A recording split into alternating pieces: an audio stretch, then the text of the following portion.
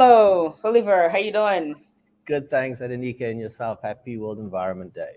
Happy World Environment Day. So, the purpose of the session is to have we've been talking to a lot of academia, so we've had a lot of moderators moderating the session. However, this is more of a freestyle or freelancer, or you just talk about what you do in the industry.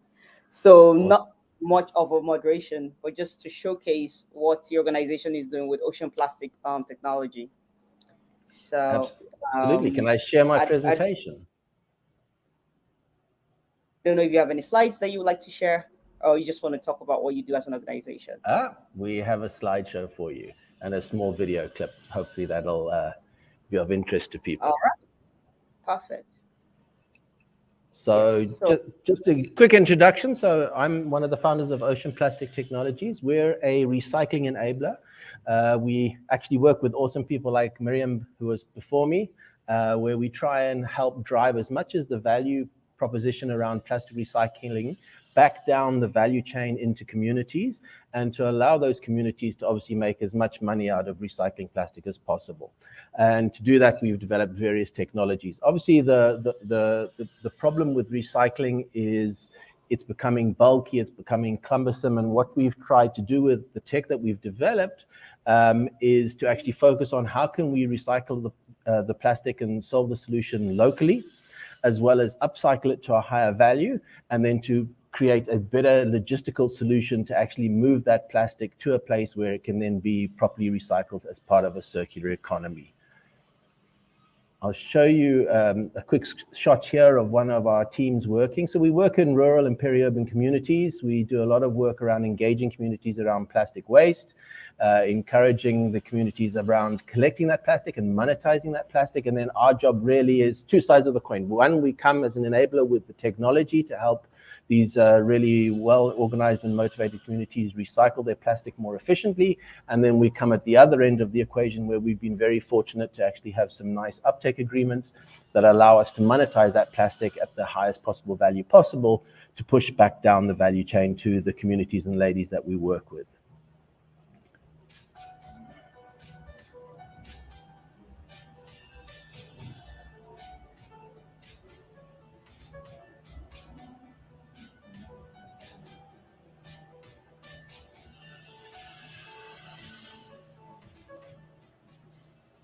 Ocean Plastic Technology is a company based on the principle of giving back to the society.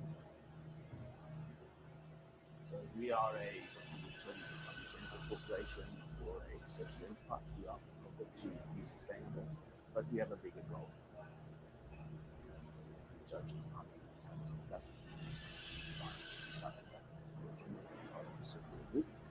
and we've applied that to all the sectors of our business. Our agenda was to actually monetize the trash in the community, to give it a value so that you're creating a new zero waste economy. We're talking about potentially 5 to 10 grandmothers and billboards collecting plastic. Each of those billboards is usually over 4 or 5 people. And then obviously we've got what we call our direct clients, which is people bringing bags of plastic into the container, weighing it, and paying small amounts of money, which are generally sort of single digits, which they're using as a way to supplement their income. So we designed our micro recycling plant, which is basically a 40-foot container that can be picked up and moved to any location.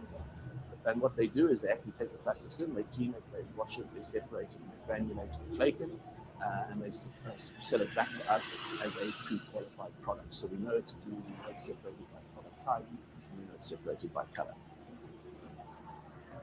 They are autonomous standalone businesses. They're designed to basically cover their own costs and generate profit within that business module run by those independently owned and operated entrepreneurs, and to complement our supply chain.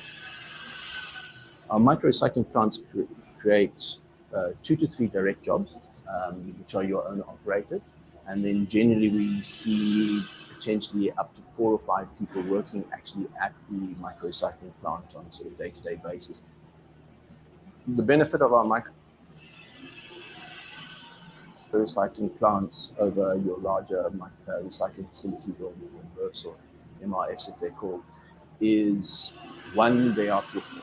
So the objective behind them from the get-go was to have them being able to be positioned at the source of a problem or at the center of a community. Secondly, they part or fully process the materials on site, which again benefits the community financially, but it also allows us to create a more superior weight volume metric. That gives us a very reliable stock feed to then turn into new products and to actually feed back into a circular economy and reverse supply chain.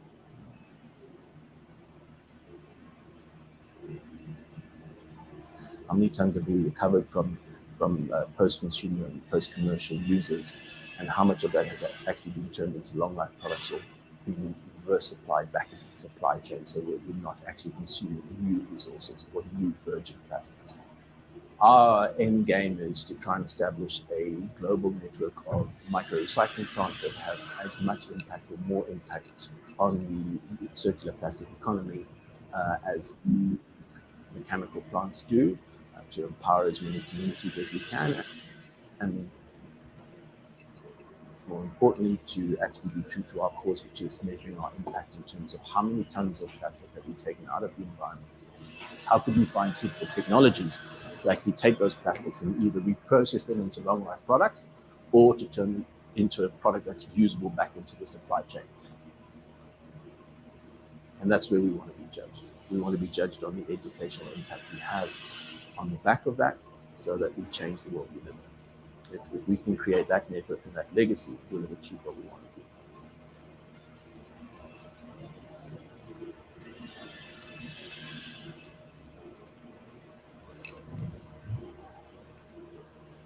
So hopefully that gives you a quick overview. Sorry, I thought a video would be better than a lot of words. And really that hopefully will show you how we try and fit into the circular plastic economy in terms of we use our microrecycling pods to benefit local communities, to allow them to upcycle the plastics locally and to sell them for a higher value. Obviously key to that is we create jobs. We try and use a very strong data-driven track and trace process that we've developed alongside our processing plants.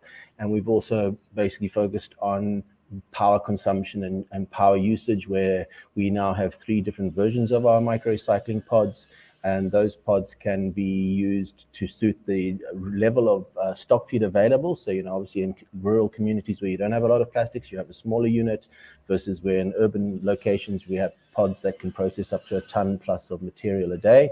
And also we work on various types of power. So we can work off-grid using solar and single-phase power supplies, or we can use 3-phase and generators, really to try make it as fit for purpose as possible and to try and create a truly circular plastic economy.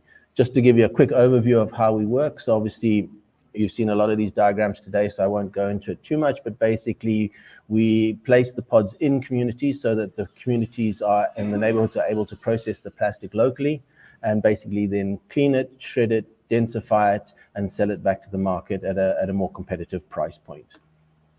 Here's a bit of an impact overview. Generally, depending, it doesn't really matter if it's a Gen 1, 2, or 3 of our pods. We create between 1 and 6 direct jobs. The pods are actually not owned and operated by ourselves. They're owned and operated in conjunction with other networks. So we would work with people, for example, like my previous speaker, Miriam from Green Hill. She would look at placing these in communities. The communities would then own and operate them and have the benefit of the profit from them. Our job is to enable the technology and then obviously for the uptake agreement. But hopefully this gives you an idea of potentially the impact one of our pods has in a circular plastic environment.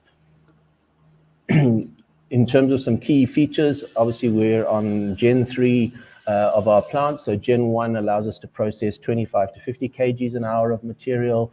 Gen 2 is 50 to 75 kgs an hour, and Gen 3 allows us to process up to 200 kilos an hour. So it's quite a efficient recycler. They all fit into 20-foot containers, so they've got a very low footprint, and they all can run on various power supply options. We try and process all types of plastic, so the system is self-purging, so you can run PET and then you can move to another type of plastic like a polypropylene or HD. It's also an automated process now where we've tried to make the operator process as simple and as seamless as possible, where literally you're adding bottles one side and you're getting flaked and granulated PETs the other side that's cleaned. And obviously, again, what's quite key to that is we leverage a lot of IoT4, and we have remote management software where we can actually dial in and see what's happening with the plants, as well as see what the stock feed material levels are like, and monitor our track and trace technology. This is just a quick, complicated slide, but overview. We've got two technologies we've developed on the back of our pods. So one is the track and trace. We track and trace by location and by product processed. So we get quite a nice rich data harvest of what actually comes into the pods and then what actually goes out of the pods back into the manufacturing supply chain. And also we have a QR coding system that we use to actually track and trace materials that are then made into new products, so that companies and individuals and consumers can actually see where that material's gone and how it's been recycled. We think that's quite important in terms of partnerships, and we also think it's very important in terms of being accountable. In sort of summation, our key focus really and the whole objective of our micro-recycling pods is really about enterprise development, social upliftment, and supplier development. We're trying to create a new wealth within the recycling community by allowing communities to actually upcycle the product as much as possible, and obviously create as much wealth back down the value chain. So, for example, in South African terms, we instead of people buying, PET for R2.50, R3 a kilo, it actually gets processed through our pods, and we buy that material from our pods for anything from R9 to R10 a kilo. So suddenly you have a lot more money going back into communities, and that helps fix things. And then just to give you an overview, I've explained the three versions we have, obviously, and then just some of our key goals that we're trying to achieve in terms of sustainability. We're very pro-gender equality. We're very much focused on women and youth. Obviously very, very committed to the circular plastic economics of it all. And what we're finding now through impact, that we're seeing in the field is it's actually quite nice to see that we're starting to impact biodiversity, water quality levels within river systems around our pods, and that type of thing. Obviously, in terms of the business model, it's a turnkey, self-sustaining business model. It's designed to be environmentally sustainable as well as economically sustainable. And hopefully through sharing with platforms such as this, we'll share our messaging and hopefully engage further with people around how we can continue the conversation. But thank you for the time, and thanks, Adenike. Thank you so much. Wonderful presentation. We have a question from the audience. The question is, let me put it up. Plastic recycling seems expensive due to the cost of plants. Is there a way to go about it? Is there a way to reduce the cost? Yeah, so obviously the equipment is expensive. There's no denying it, I'm afraid. The way we've dealt with this to date is we treat ourselves as plastic farms. So when we talk to the big FMCG companies, we say to them, you know what, if you invest in a plastic farm, you can have the uptake agreement of the plastic recycled from that farm. So in other words, they have first right of refusal to buy that material. Or a lot of the big companies that we're fortunate enough to deal with are trying to comply with the Extended Producer Responsibility Acts in their different countries. And the focus and social pressure on that is increasing, and that's helping. So that becomes a very good way to fund the plants. We've also just finished our first 3-year cycle with 2 plants here, which have been commercially financed through banks, where they've actually successfully run the businesses as separate entities, serviced the loan to purchase the equipment, and paid it off, and are now in a position to continue growing their business.